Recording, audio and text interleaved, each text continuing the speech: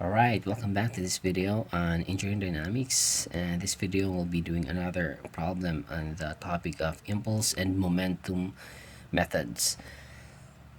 If you recall, last time we discussed the derivations of the momentum principles, or the conservation of momentum.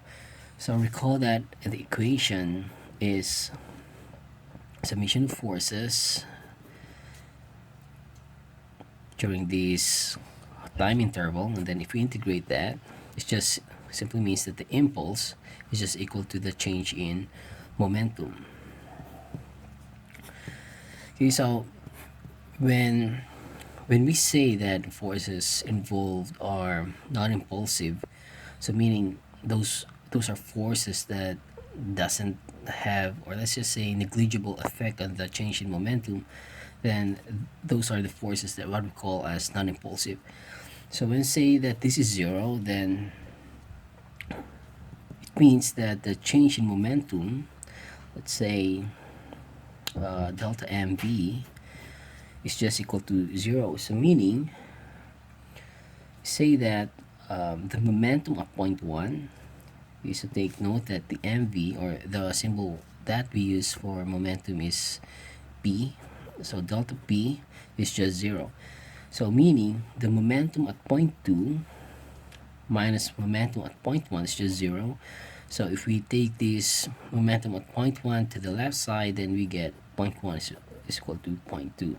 So it just means that the momentum is conserved for this event.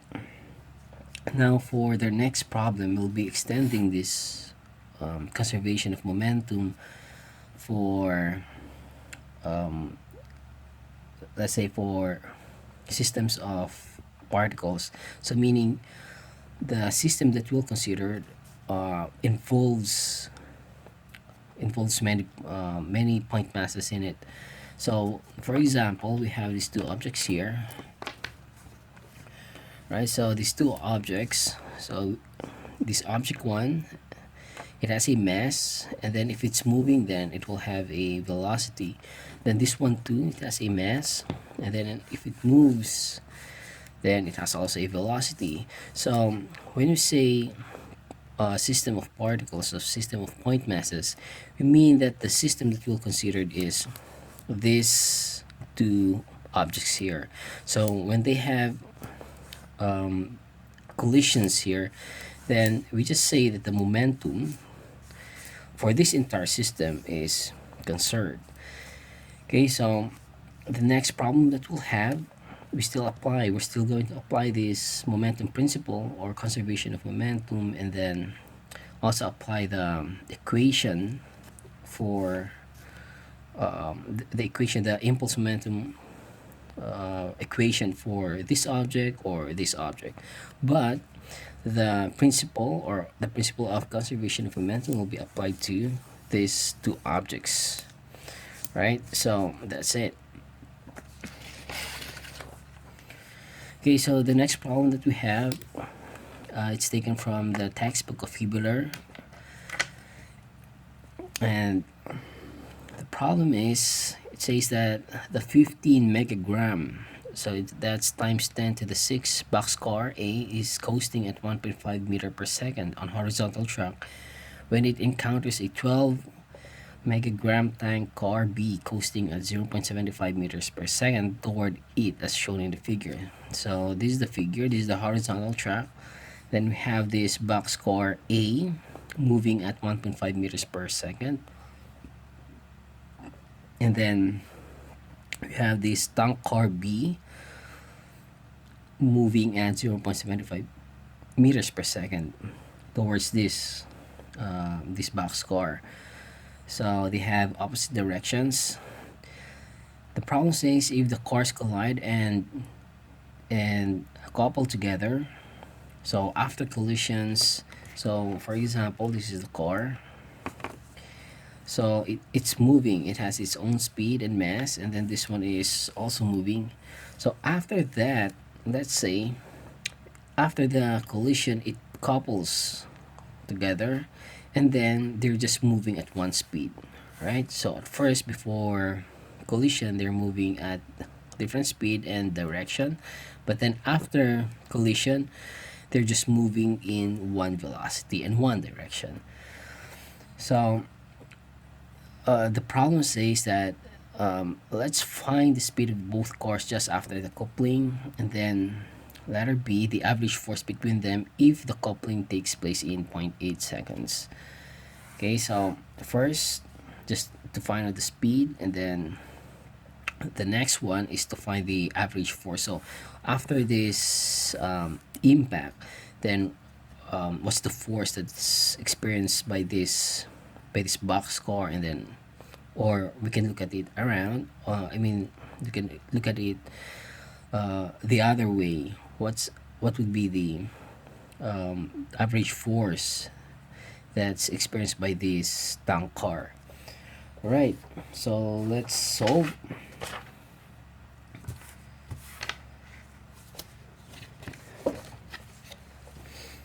Okay, so it would also be helpful if we'll draw a diagrams. So before collisions and then after collisions. Okay, so before collisions.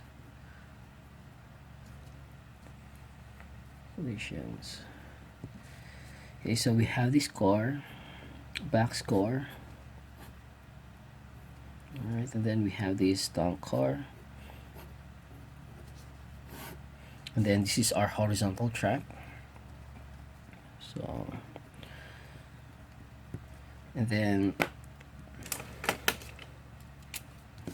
the mass is, what's this, 15. Let's just convert that to kilograms. So we have 15,000 kilograms, and then the velocity is 1.5 meters per second. And then this tank car, it has a mass of 12,000 kilograms. Then the velocity is 0.75 meters per second. Okay, so let's just label the subscript here. So let's say B. Okay, so after collisions, so let's say this is the point of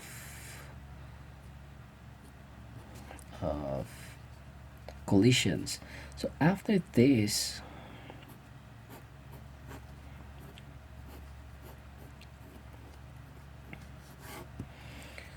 so this is after collisions.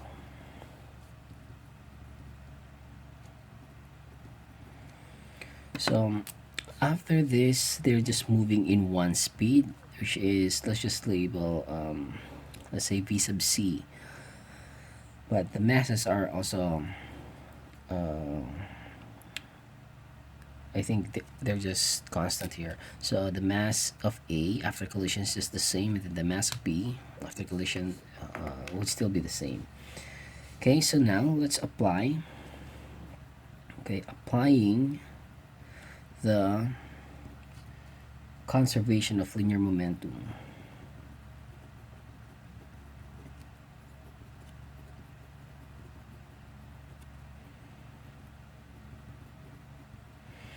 Okay, so take note that when we apply this conservation of linear momentum, we're applying this to this system of particles here. So first, what's the momentum before this collision, and then after this is it. What's the momentum in this case? Okay, so since from this principle we already know that the delta P is equal to 0, so meaning that the momentum at point 1 is equal to momentum at point 2. Okay, so take note that momentum is mass times velocity. So this is the momentum at point 1, meaning before the collision happened. So we have, okay, so take note that the direction matters here. Since momentum is a vector, then let's say that for this equation, let's assume that the right direction is the positive one. So here, so what are the momentums here before the collisions? So first we have MA times VA. Okay, so that's a positive one. And then minus, since this is opposite direction, so let's say minus MB VB is equal to, okay, so after the collisions we still have this MA times V sub C, right, plus, okay, so this one also goes in this direction, so we have MB times B sub C. So take note that they have the same, so we can say MA plus MB. So let's factor out this V sub C. Right, so we can now solve for the velocity after the collision. Right, so solving now for V sub C, we get what's the mass, so that's 15,000 kilogram. Right, it's 15,000 kilogram times the velocity. Velocity is 1.5 meters per second. So take note, I'm not writing the units here. I'm just keeping in mind that this one is in kilogram, this one is in base unit, meters per second. Okay, so let's move on. Minus the mass of B. So we have 12,000 kilogram times the velocity, which is 0.75, divided by the total mass of A and B. Alright, so what's M sub A is just 15,000 plus 12,000.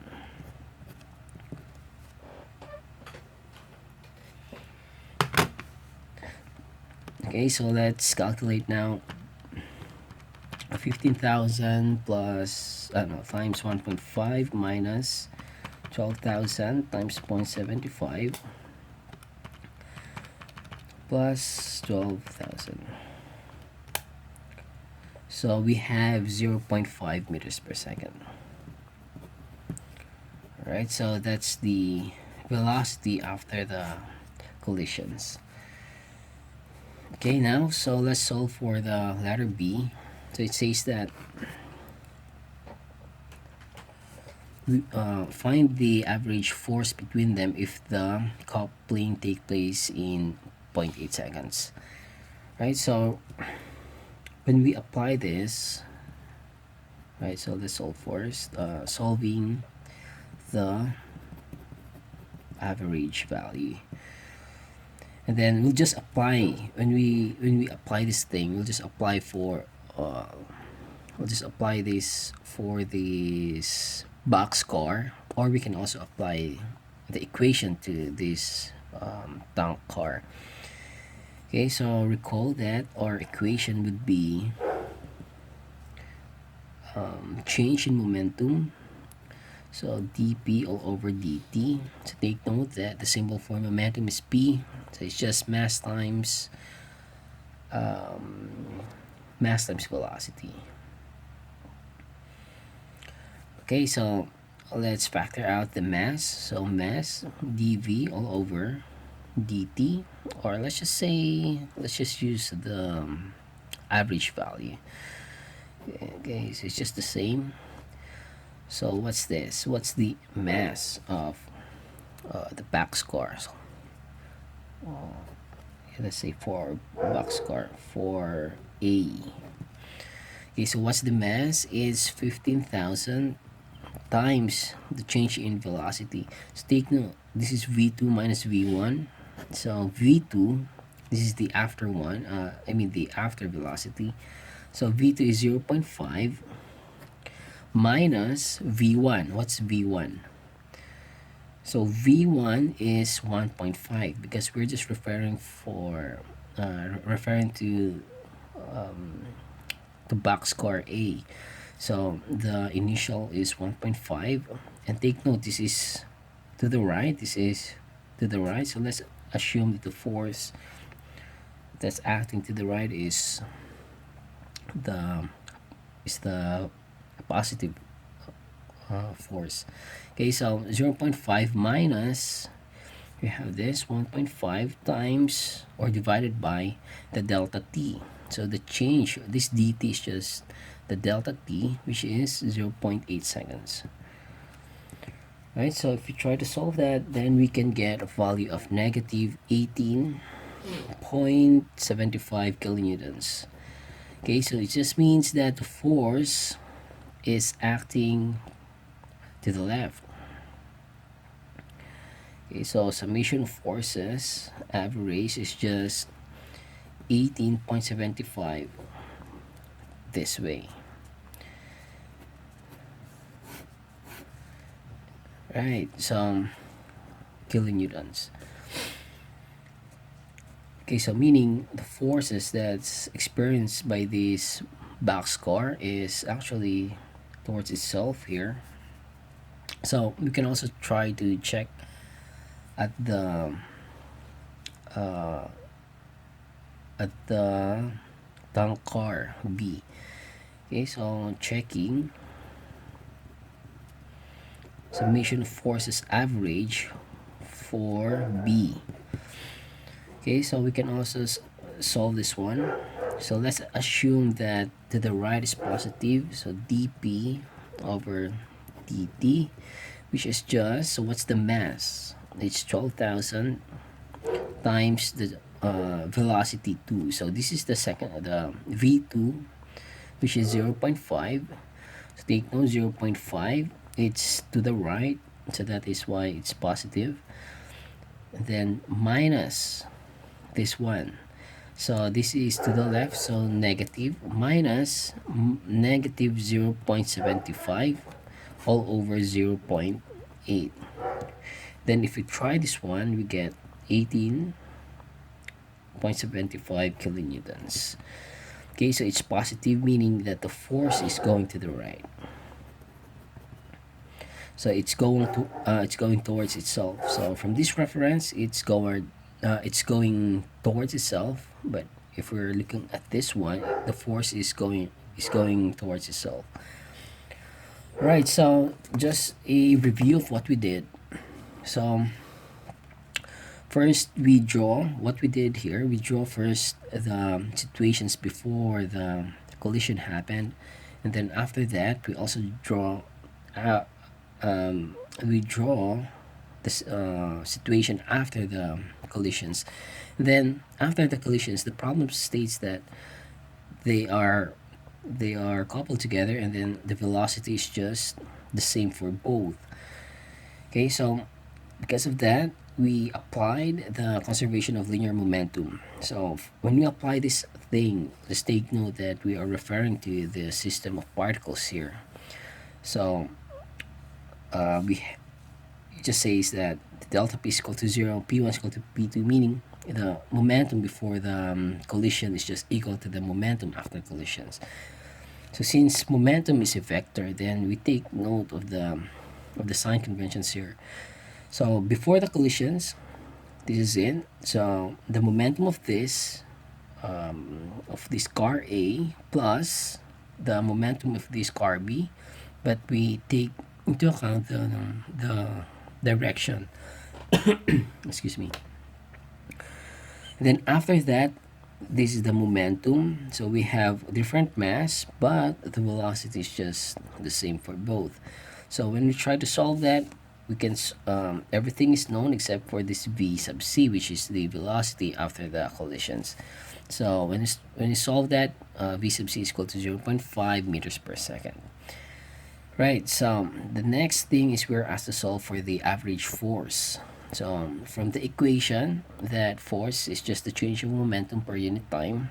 So we apply this equation here. We can apply this for car A, or later on we can also apply that to car B. So we check if the values are the same. So first, let's just consider for car A. So since we have the mass and the final and initial velocity of car A, so 0.5, so that's the direction is to the right, minus 1.5, so this is positive. So that's 81.5 divided by the delta t, which is 0.8. Then we try to solve that. We get a negative value, but it just simply means that the force from its reference is just going towards itself, so it's to the left.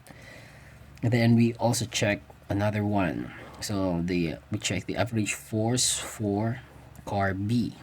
So we have the change in momentum per unit time. So we have 0.5.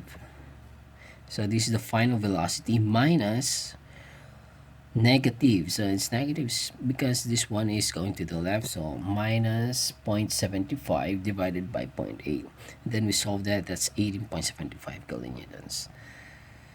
Right, so in the next video we'll be doing one more problem for the impulse and momentum methods, and more specifically we'll be doing problems on impacts. Right, so see you in the next video.